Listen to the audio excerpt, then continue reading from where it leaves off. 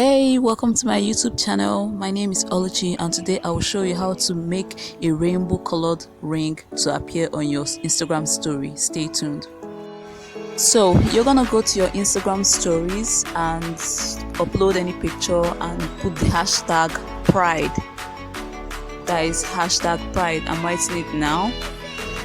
Hashtag pride, and then you upload it, or you can also just type it hashtag pride and upload it, and then you reduce the size.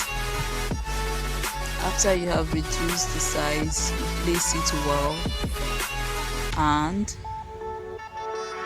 press upload.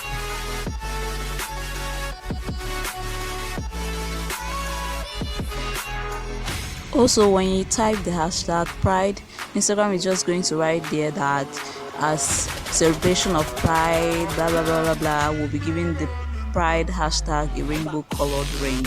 You'll see it there, which means you got it right.